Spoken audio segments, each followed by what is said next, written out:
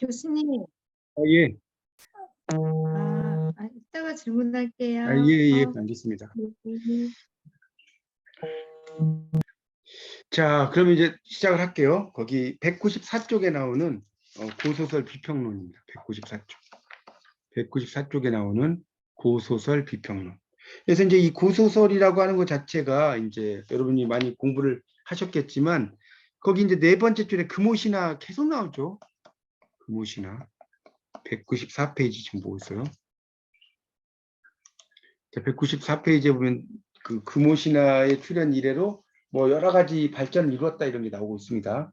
그리고 그 조선시대 소설관이 이제 상당히 이제 부정적이었죠. 그러니까 조선시대는 아시다시피 소설에 대해서 상당히 부정적으로 보고 있었지 않습니까? 긍정적이 아니고 그걸 이야기하고 있습니다. 그래서 이제 물론 이제 소설에 대해서 긍정적인 사람도 있지만 부정적인 사람이 많았다는 것이고요. 자, 조선 전기 소설관 그 밑에 있죠. 194쪽. 여기에 보면 이제 이 소설 작품 자체가 많지 않았기 때문에 활발하게 전개되지 않았다. 조선 전기 소설은 몇 가지 주목할 만한 점이 있다. 널리 알려진 것처럼 195쪽에 195쪽을 보면 이 소설이라는 용어는 하찮은 이야기죠. 그러니까 소설이에요. 예? 그러니까 만약에 대자를 썼으면 아주 큰 이야기잖아요. 이게 큰 이야기라고 쓰지 않은 건 뭐냐면 하찮은 이야기다 이런 이야기죠. 소설은. 그래서 이제 소설이에요. 그걸 이야기하고 있습니다. 그래서 이제 밑에 그 195쪽이 셋째 줄에 장자 외물의 소설을 꾸며 벼슬을 구함은 큰 도리에 이르는 것과는 거리가 멀다. 한서 예문지에서 소설에 부르는 폐관. 폐관이라는 건 뭐냐면 그 이야기를 모으는 관리를 폐관이라고 그래요. 폐관 잡기 부른 이야기를 모으는 관리. 이야기를 모으는 관리. 이를 이제 폐관이라고 이야기합니다. 그래서 이제 그렇죠. 그런 이야기를 이제 써는 겁니다. 소설을.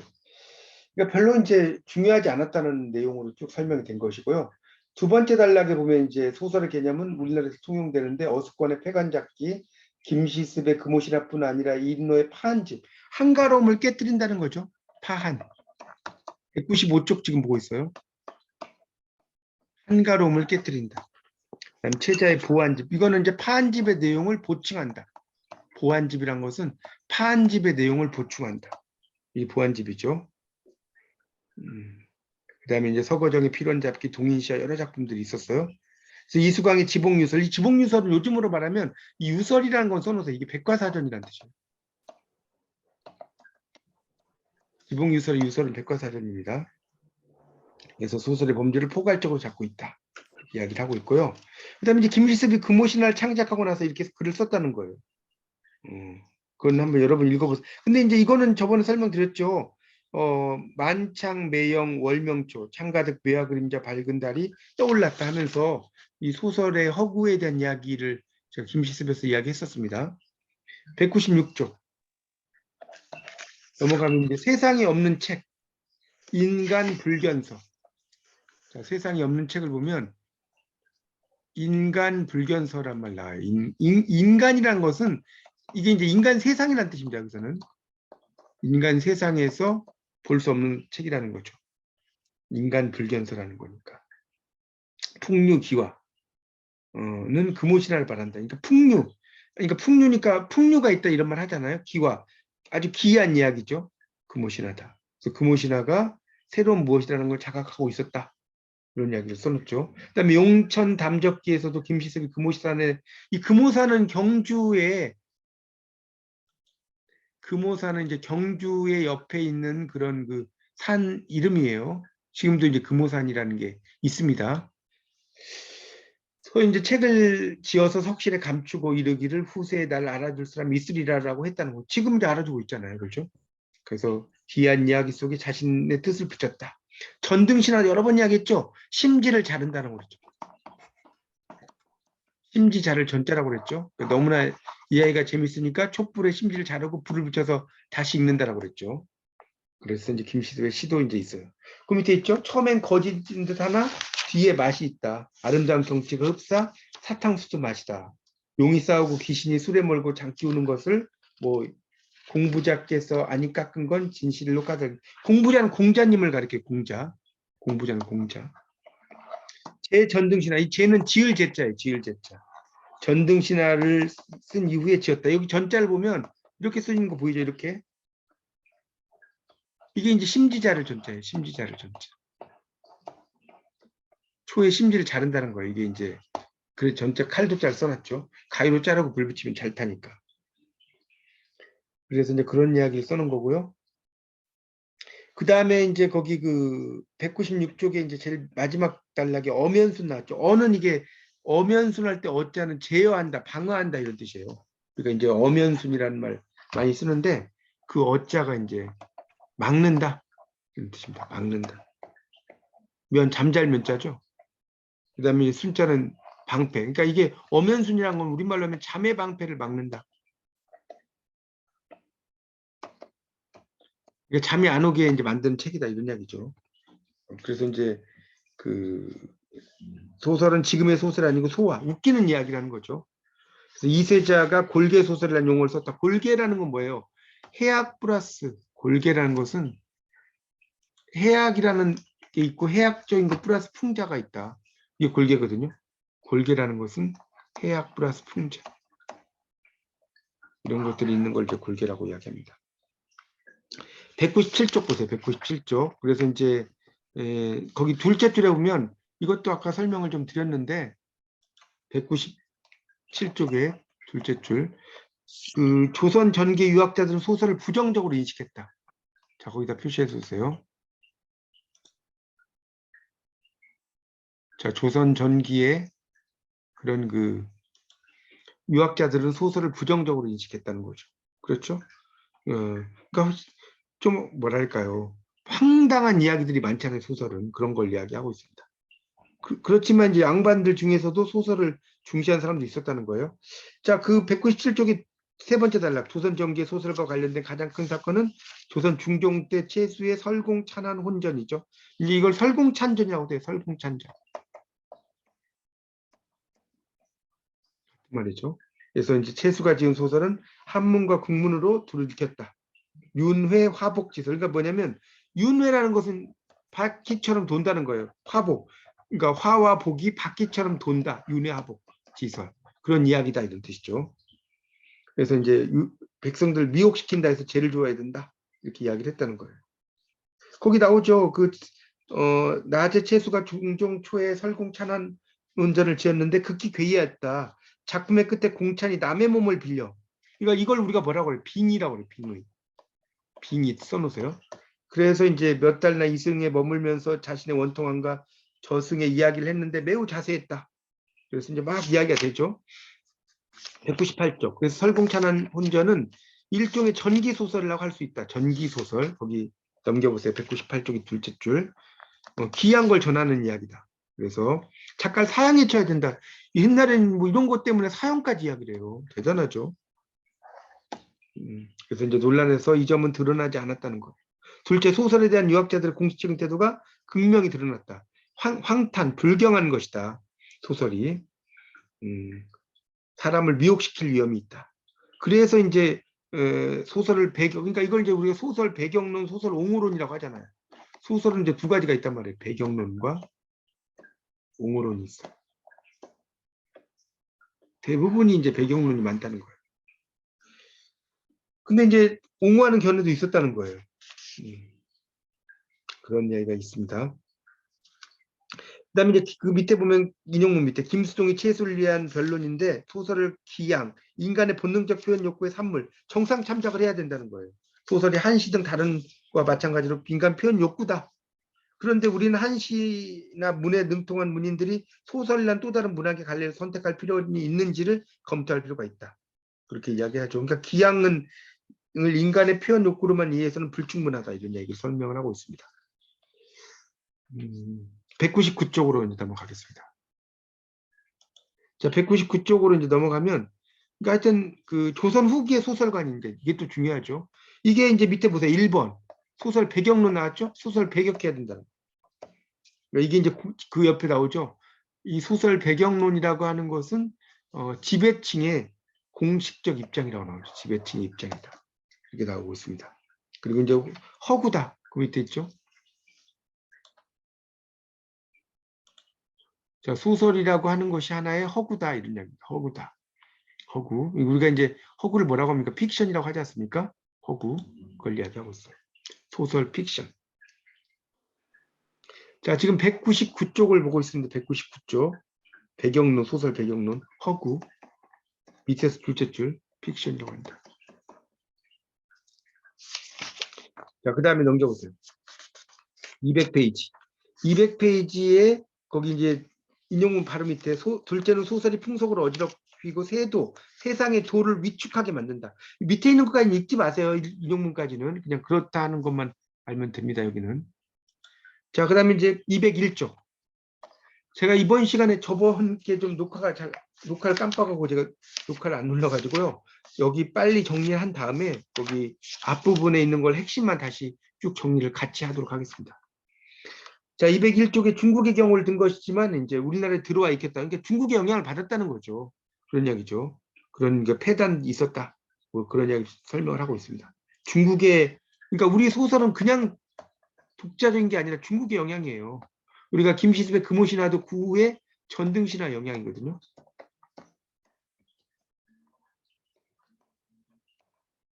금오신화가 그런 것처럼 그렇다는 겁니다. 그 다음에 이제 셋째, 그 밑에 달락 보세요. 소설이 기존 사회의 체제를 벗어나거나 그것을 대항하는 성격을 갖는다. 배격이라는 그 체제 저항적이라는 거예요. 한마디로. 평민층의 성장 이런 것도 이야기를 하니까. 뭐 그런 이야기. 그래서 이제 그 밑에 나오죠. 택당이 이식이거든요. 택당 이식. 뭐예요? 수호전을 이끌어 홍길동전의 반역성을 지적하고 있다. 수호전은 중국에서 도적들의 숭상을 받았다. 이렇게 나왔잖아요. 그 홍길동도 마찬가지잖아요. 할빈당이라고 해서 이제 뭐 부자의 어떤 돈을 나눠가지고 이제 가난한 사람들에게 나눠주고 뭐 이런 거잖아요. 그래서 이제 안 좋게 본다는 거예요. 자, 넘기세요. 202쪽. 셋째 줄. 조선 후기의 소설 배경론이 가장 분명히 드러나는 것은 정조에 의해 주도된 문체 반정. 여기 문체 반정이란 말. 여기 밑줄 치세요. 그래서 역사적인 의미를 띠고 있거니와 그것이 소설의 유행, 소설식 표현의 성향을 겨냥했다는 점에서 소설관의 검토에서 빠뜨릴 수 없다는 거예요.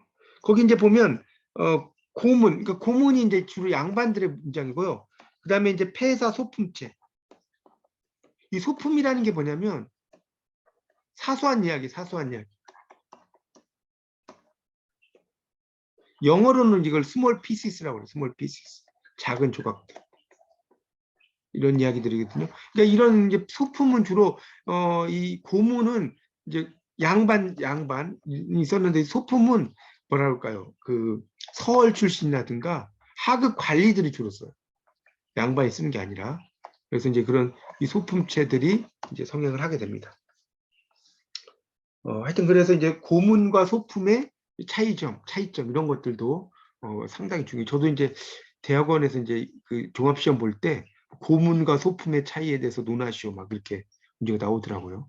하여튼 이 고문하고 소품은 이제 뭐 그 정도로만 이해하고 넘어가겠습니다. 자, 그래서 이제 203페이지로 가서 이제 폐사 소품체라는 게 그런 거다. 그러니까 사소한 이야기들 써놓은 거다라고 보시면 됩니다.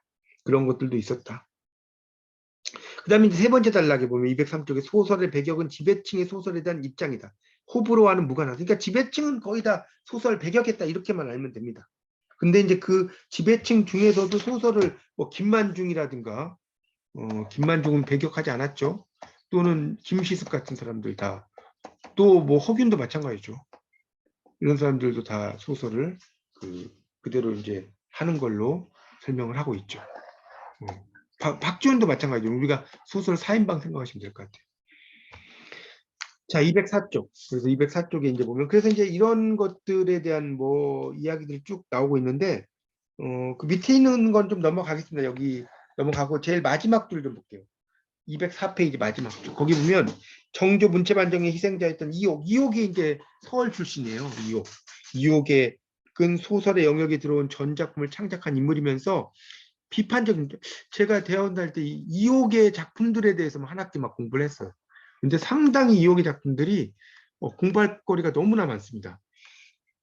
뭐 여기서 뭐 자세히 설명을 할 수는 없지만 그런 요즘으로 말하면 이제 수능 쪽집기 강사예요. 그런 이야기도 나오고 되게 뭐 또 담배를 약간 뭐랄까요. 사람처럼 의인화한 이야기도 나오고요. 뭐 그렇습니다. 하여튼 그래서 이제 이런 이호근 소설의 영역에 들어온 전 작품을 창작한 인물이죠. 당대 일부 소설에 대해서 비판적인 입장을 드러내었다는 거죠. 그래서 이제 그런 영웅 소설류의 둘째 줄 나오죠.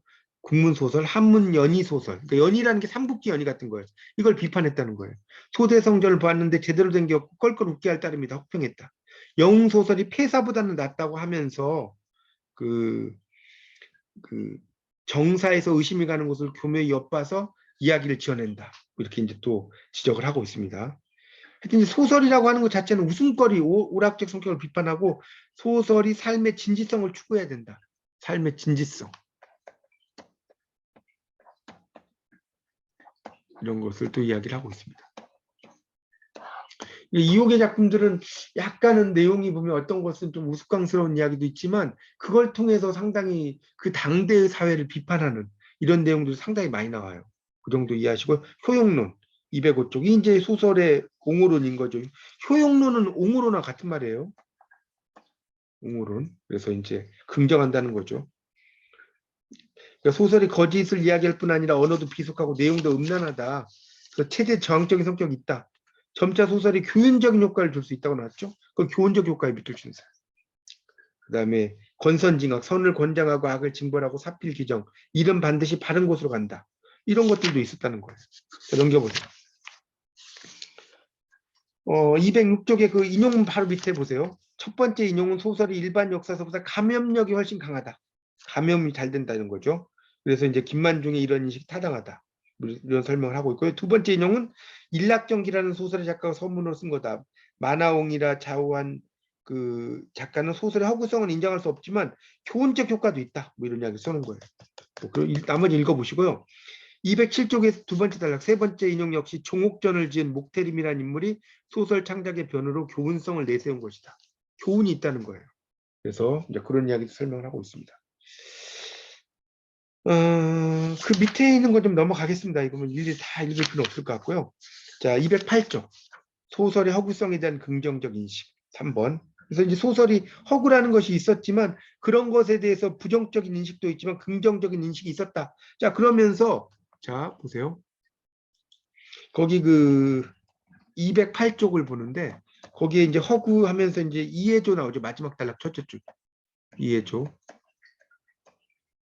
화의 혈이에요. 여기 이제 보면 빈공착용 아주 유명한 말 나옵니다. 이 빈공착용이라는 게 뭐냐면 빈이 의지할 빈자 한자 좀 쓰세요. 빌공자 착은 이거는 뭐냐면 잡을 착자예요. 영은 그림자 영자죠. 그러니까 비어있는 것에 의지해서 그림자를 잡는다. 뭐 이런 뜻이에요. 그러니까 결국 이 빈공착용 뭘 이야기하는 거냐? 허구를 이야기하는 거고. 소설의 픽션을 이제 멋있게 빈공착용이라고 합니다. 그렇게 이해하시면 됩니다. 그래서 이제 그 밑에 가허, 착공, 착공, 구어 이게 다 같은 말이에요. 그렇게 빈공착용이나 픽션을 이렇게 표기하고 있다는 겁니다. 그래서 이해조도 이런 허구에 대해서 상당히 이야기를 하고 어쨌든 소설은 뭐냐? 교훈이다. 그런 흥미를 걸 통해서 교훈을 준다 이런 이야기죠. 그렇게 보시면 되겠습니다. 그런 이야기들이 이제 쭉 나오고 있어요. 허구도 있지만 그것이 이제 뭡니까? 우리에게 교훈을 주게 되는 것이다. 이 정도만 알고 넘어가겠습니다. 자, 211쪽에 보면 소설의 현실 반영에 대한 관심이라고 나오죠. 211쪽 보세요. 그래서 이제 소설이 현실을 총체적으로 반영한다. 그런 이야기죠. 그런 이야기. 그러니까 우리가 이제 루카치가 말하는 총체성이라는 게 있죠. 총체성. 현대 소설론에서 공부하셨겠죠. 그런 걸 이야기하고 있다는 거. 그 다음에 이제 거기 보면 조금 어려운 단어가 핍진이란 말이 있어요. 4번에서 6째 줄 내려가면 핍진. 그러니까 뭐냐면 사실에 가까움이라고 써요. 책을 읽다 보면 핍진이란 말 나오거든요. 가까울 핍자입니다. 그래서 참이고. 그래서 이제 참은 아니지만 참에 가깝다 이런 이야기죠. 소설. 넘기세요. 자, 212쪽. 그래서 이제 인용에서 주목할 것은 독자들이 무엇 때문에 소설에서 감동을 받는가. 소설은 허구에 불과하죠. 그렇지만 그 속에서 우리에게 어떤 그 뭡니까 교훈적인 걸 준다 이런 얘기가 되겠죠. 그렇게 이해하시면 됩니다. 자, 그 다음에 이제 그 213쪽 매월당. 이 매월당은 김시습을 매월당이라고 하는 거예요. 김시습. 자, 213페이지 보고 있습니다, 지금. 매월당 김시습을 보세요. 매월당이 이제 이야기를 하고 있는 것을 설명을 하고 있어요. 매월당 김시습. 자, 213쪽이에요. 그래서 이제 그 매월당 김시습이 이제 시라는 것은 이제 그런 그 제전등신화 후를 말하는 건데 결국은 김시습도 마찬가지죠. 허구죠. 우리가 그 금오신화라는 게 그렇지만 그 속에서 우리에게 교훈을 준다 이런 이야기고요. 자, 소설의 발생 및 기법에 관한 관심이 그 다음에 이제 마지막으로 나오죠. 이 소설이 발생을 하게 되면서 이제 기법적인 거에 대해서도 상당히 이제 관심을 가지게 된다는 것이 나오고 있어요. 214쪽 보세요. 214쪽. 214쪽을 보면 거기 이제 그 인용문 밑에 그러나 위의 글은 단순히 김수행 개인에 대한 옹호를 넘어 문장의 채용이 조선 후기의 시대적인 상황에 따라 변모했다. 이런 말 나오죠. 그러니까 이게 개인의 어떤 생각도 있지만 조선 후기의 시대적인 상황이 그랬다는 이야기가 쭉 나오고 있습니다. 215쪽 보세요. 215쪽. 그래서 그 거기 이제 보면 첫째 줄에 자신의 이름을 역사에 남겨야 한다는 신념은 청운의 꿈. 이 청운은 높은 어떤 벼슬에 이르는 꿈을 청운이라고 그래요. 청운의 꿈을 품었다. 푸른 구름이니까. 권력의 욕심이 사라진 뒤에도 버리지 않고 끝내는 소설로서 그걸 성취하겠다는 주장에서 소설 작가의 의식의 한 측면이 있다라는 것을 설명하고 있죠. 소설은 현실에 성취하지 못한 것을 이제 성취하려고 하는 게 또 소설일 수 있는 것이고. 그 다음 단락 보면 소설 창작에 대한 비평론도 수준을 유지한다. 그래서 이제 문체론과 연관이 된다는 것이 또 설명을 하고 있습니다. 쭉 이야기가 되고 있어요. 그러니까 하여튼 그 당시 어떤 소설의 문체적인 것도 이제 좀 고문투냐 아니면 폐관 그 소품이냐 그런 것들도 이제 막 문체에 대한 관심 이런 게 많았다는 거예요. 고문 대 소품. 이런 것도 이제 일종의 문체적인 측면이겠죠. 사회의 측면이죠. 그렇게 보시면 되겠습니다. 자, 넘겨보세요. 그래서 이제 216쪽, 216쪽의 마지막 단락, 소설의 구성론에 대한 비평도 있었다. 수산 광활루기의 평자가 광활루기에서 나의버 수산 선생의 일찍이 문장법을 논하여 말했다. 문장은 그림을 그리는 것과 같다. 지금 금강산을 그리는데 바로 만이천봉을 그리는 게 아니라 먼저 동해를 그리고 바다 위에 여러 봉우리를 들쑥날쑥하게 그리고 물과 돌, 숲속의 절간, 구름 속의 암자, 마지막으로 비로봉 한 봉우리를 천암 만악 사이에 그리면 그게 진짜 그림이다. 설명을 하고 있죠. 정말 그림 같죠. 읽어보니까 그런 이야기하고 있습니다. 그래서 이제 소설이라고 하는 것은 이렇게 이제 그런 그림을 그리듯이 또 잘 써야 되는 것이고 217쪽의 마지막 소설의 인물론 성격론에 대한 비평적 관심도 있었다. 인물을 어떻게 할 거냐, 성격을 어떻게 쓸 거냐 이런 것들도 그러니까 결국은 이제 그 밑에서 두 번째 줄에 인물의 개성적인 묘사를 강조했다. 개성적인 묘사를 강조했어요. 그러면서 형상화를 했다는 것입니다.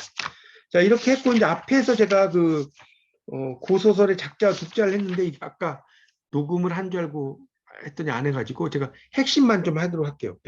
또 늦게 오신 분들도 계시고 하니까 170쪽에 보면 이 고소설의 작자와 독자는 이제 고소설은 당연히 작자가 있다는 거예요.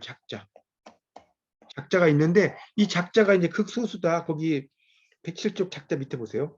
그 다음에 사대부 출신 작가에 국한되어 있다는 거. 그렇죠? 그리고 이제 그러면 왜 사대부 작가가 아닌 사람은 어떻게 하느냐? 이 사람들이 글을 쓰면 잘못 글을 쓰면 어때요? 모함을 받을 수 있단 말이에요. 오해를 받을 수 있어요. 그렇기 때문에 자기를 안 내비친다는. 물론 이제 그 양반들도 당연히 오해를 받아가지고 모함을 받아서 죽기도 하죠. 그렇지만 양반보다는 이런 평민들이 이런 자기를 안 밝히는 경우가 많았다는 거예요. 그렇게 이해하시면 될 것 같고요.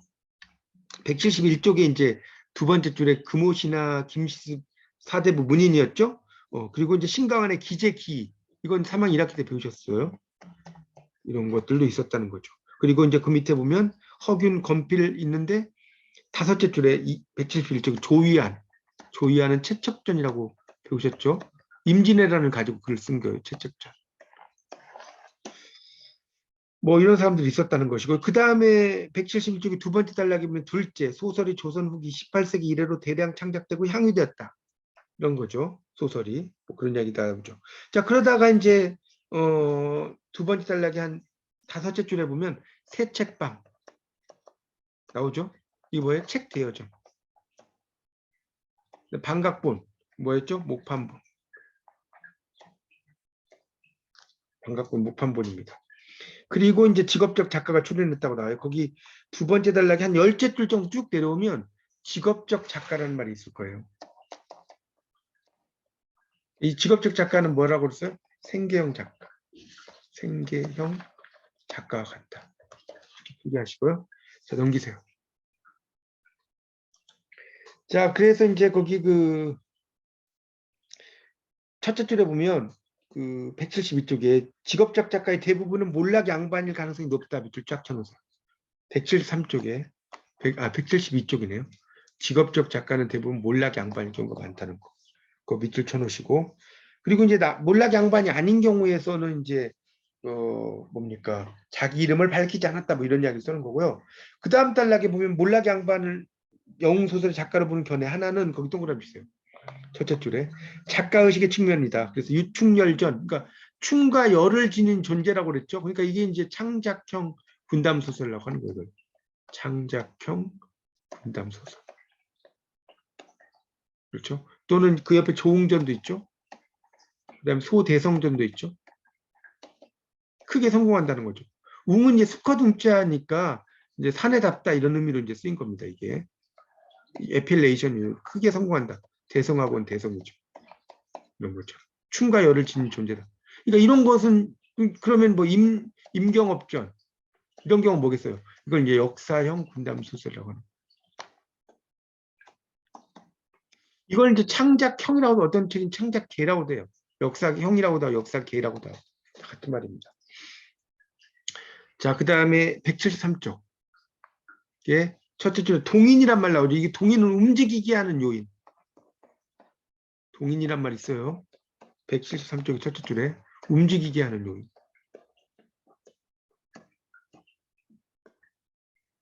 그걸 이제 에이전트라고 해요. 에이전트. 영어로는. 그래서 이제 그런 소설을 창작을 움직이게 하는 요인들이 있었다. 양반층의 작가의식, 또 상품화, 상인의 요구, 뭐 이런 것이 있었다. 자, 두 번째 단락에 판소리계 소설은 적층문학 메모치세요. 적층문학. 그 칭의가 쌓인다는 거예요. 쌓일 적자의 칭의 칭자죠. 이런 게 있었고, 2번 뭐라고 써요? 다른 판본. 자, 두 번째 단락 둘째 줄에 보면 2번 나와요. 다른 판본이라는 뜻입니다. 이런 것이 있었다. 그리고 이제 그 다음 단락에 보면 이제 대하 장편 소설 같은 게 있었는데 낙선제라고 나오죠. 첫째 줄에. 낙선제는 뭐다? 이게 창덕궁에 있는 왕실 도서관. 이 낙선제입니다. 그런데 이제 옛날 궁녀들이 많이 이제 보게 했다는 거죠, 글들을. 그러니까 이런 낙선제본 같은 경우는 책이 막 뭐 200권짜리도 있고 막 그래요. 거기 그 173쪽 마지막 단락. 낙선제 소설을 많이 읽은 독자는 작품이 시골의 가난한 선비에 창작되어서 새 책방, 뭐라고 그랬어요 아까? 책 대여점을 통해서 유입되었다. 이런 이야기가 나오고 있습니다. 자, 유통과정 174쪽. 여기 보면 이제 직업적 이야기꾼이 나오죠. 174쪽. 그래서 이제 구현을 한 인물인데 그 인용문 밑에 보면 이야기 주머니 기몽이에요. 기몽 거기. 늙은 용자 써놨죠. 기몽. 기몽은 이야기를 잘 하여 듣는 사람이다. 그래서 포복절도하게 한다는 거예요. 포복절도. 아주 웃기게 표현을. 그거를 이야기를 하고 있습니다. 그만큼 이제 재밌게 이야기했다는 거예요. 그 다음에 이제 175쪽에 보면 직업적 낭독자라고 있죠. 아주 이제 이 낭독을 직업적으로 잘하는 사람들이 있었다는 설명이 나오고 있습니다. 그래서 거기 인용문에 전기수가 나와요. 이 숫자는 늙은이 수로도 있고요. 또 사람 수로도 있습니다. 두 가지 다 있어요. 여기서는 이제 사람이라는 뜻이겠죠. 전기수가 동대문 밖에 살고 있었고 원문 소설 잘 읽었다 뭐 이런 이야기가 나오고 있습니다. 그래서 이제 중요한 부분에서는 읽지 않는다. 제일 마지막 줄에 한자 있죠. 요전법, 인용문에 요전법이라고 쓰시고 요자가 맞이할 요자예요. 돈을 맞이한다는 거. 그런 걸 이야기하고 있습니다. 그 다음에 그 정도로 여기는 넘어가도록 하겠습니다. 그 다음에 이제 그 175쪽의 마지막 줄에 보면 이와는 달리 여성을 상대로 소설 낭독해서 보수를 받는 사람도 있었다는 거예요. 여성들을 상대로 해서. 그런 이야기가 쭉 나오고 있어요. 읽어보시고요. 그다음 177쪽에 보면 이제 차람, 필사, 세책, 반각본인데 이게 또 아주 중요하죠. 거기 177쪽의 두 번째 단락에 차람 동그라미 주시고요. 다른 사람 소설 빌려보는 거. 그러니까 차자가 빌릴 차자고요. 람은 볼 남자예요. 거기 177쪽에 위에서 다섯째 줄에 차람이라고 한자 있어요. 그럼 넘겨보세요. 178쪽에 인용문 두 줄 내려온 필사, 베껴쓰기, 베껴쓰기. 요즘도 성경 필사 이런 말 쓰잖아요. 요즘은 붓으로 베껴 쓰진 않지만 베껴 쓰는 걸 이야기하는 거예요. 그런 것이 있었다는 거고요. 필사 드는 비용도 있었고 또 필사도 내가 베껴 쓰기 싫으면 누군가를 시켜요. 그걸 임사라고 그래요. 임사. 179쪽에 여섯째 줄 밑으로 내려가면 임사란 말 나옵니다. 이 임는 임대한다는 거예요. 베껴 쓰는 것을. 그렇게 보시면 됩니다. 그 다음에 179쪽에 마지막 인용문에 새 책 동그라미하고 대본어. 그러니까 새 책은 책을 빌려주는 거예요. 그런 것들이 있었다. 그래서 이제 새 책방의 책은 일반 사본과 달리 삼배 같은 것으로 표지를 싸고 있었다. 이런 내용을 넘겨보세요. 그래서 새 책가도 많이 있었다는 내용이 나오고 임사를 통해 확보했다는 것이고 그 다음에 이제 그 181쪽의 인용문 밑에 보면 최남선이 이제 이렇게 기록을 했다는 거예요. 실제로 목격하고 조사했을 때는 20세기 초다는 거예요. 그런 그 언문 소설이라든가 이런 것들에 대해서. 그래서 새 책방의 영업 방식을 전하고 있다는 거죠. 최남선이. 이런 얘기고요. 그 밑에 반각본은 뭐예요? 목판본이라고 그랬죠? 181쪽에 나오는 반각본 마지막 단락. 목판본. 그래서 이제 소설 유통으로 가장 발전된 형태가 이제 반각본이다. 그런 얘기고요. 그 다음에 이제 독자가 나옵니다. 여러분 교재 182쪽으로 넘겨보시면 반각본은 거기 두 번째 단락에 이제 지역과 판본인데 경판 하면 거기 두 번째 단락에 서울판이고요. 그 다음에 이제 완판은 전주판이에요. 전주판. 완산주라고 하잖아요. 그 다음에 이제 안성판이 있었다. 이런 거 알면 되고 그 다음에 이제 활자본이 나왔고 독자들이 이제 그런 책들을 이제 읽었는데 182쪽이 마지막 단락이 있어요. 조선 소설 독자의 대부분 여성들이었다는 거예요. 여성들이었다는 거. 그 다음에 183쪽에 인용문 밑에 국문소설의 보급은 여성의 한글 해독을 바탕으로 이루어진 것이다. 그리고 이제 문예의 욕구가 있었다는 거죠, 여성들이. 그러니까 그 당시 여성들은 이제 그런 한문이라든가 이런 걸 잘 공부를 하지 못했잖아요. 정말 특정한 사람 빼고는. 그러니까 이제 이런 공부에 대한 욕심이 이제 욕망이 있었다 이런 이야기죠. 그래서 그러니까 여성들도 글을 잘 썼다는 거예요. 규방가사라는 게 있죠. 183쪽에 그 인용문에서 다섯 줄 내려오면 여성들이 쓴 가사예요. 규방가사도 있었다는 거죠. 이 규방가사의 대표적인 게 뭐냐면 이제 규원가도 있고 관한설에는 규원가라고 하는 것이 있었죠. 또 화전가, 이거 다 규원가거든요. 그런 걸 이야기하고 있습니다. 그 다음에 이제 184쪽에 보면 이제 뭐 그 구운몽과 창성 가미록은 거기 이제 인용문 바로 밑에 보세요. 모친을 위로하거나 근심을 풀어주기에 만들어졌다 이런 말 나오죠. 그게 다 그런 이야기를 써놨습니다. 그 다음에 남성도 독자였다는 것이 나오죠. 그 184쪽이 마지막 단락. 그래서 남성들도 독자였다. 근데 남성들은 185쪽을 보시면 첫째 줄에 한문본 소설을 읽었다 밑에 있어요. 한문본을 읽었어요. 주로. 그리고 이제 구운몽의 성행이 이를 말해준다. 구운몽도 한문본과 한글본이 있다고 그랬죠. 이렇게 이해하시면 됩니다. 그 다음에 이제 185쪽에 이제 마지막 단락에 보면 이제 경북지방의 사대부가 여성을 상대로 소설 향유의식을 조사한 결과 전책 뭐 이런 게 있는데 전책은 전으로 끝나는 책이고요. 상책은 평민이 읽는 책이에요. 상민이. 녹책이라는 건 녹으로 끝나는 책인데 이 녹책이 그 넷째 줄 나오죠. 우아하고 점잖아서 상스럽지 않다. 그러니까 녹이라고 쓰이는 것이 이제 우아하다는 거예요. 그러니까 녹은 예를 들어 임진록 임진년에 일어난 일을 기록했다는 거. 그런데 전이라는 것은 아까도 말씀드렸지만 조웅전, 소대성전 이건 다 픽션이란 말이에요. 전으로 끝난 거. 그런 게 많다는 거. 조웅록, 소대성록 이런 말이 없다는 거예요. 자, 186쪽. 그래서 이제 평민층의 경우는 단편류를 많이 읽었다, 첫째 줄에. 그래서 이제 짧은 것을 읽는 게 더 편하잖아요. 그리고 그 다음 단락 셋째 줄에 보면 그런 중인층에 의해서 이제 많이 수용이 됐다는 거예요. 이 작품들이. 중인들이 중간에 있는 계층이라고 그랬죠. 그래서 요즘으로 말하면 통역관, 또 의사. 이런 사람들이 옛날엔 중인이었어요. 요즘은 상당히 상류층이지만. 이야기하고 있습니다. 그래서 어쨌든 그거는 오락성을 많이 주게 된다. 오락성. 이런 것들이 중요하다는 것을 설명을 하고 있습니다. 그래서 이제 그 고소설들은 상당히 이제 독자층의 바탕을 이루었는데 187쪽의 마지막 단락 셋째. 그럼에도 불구하고 고대 소설의 독자는 청산되지 않은 봉건적인 유제.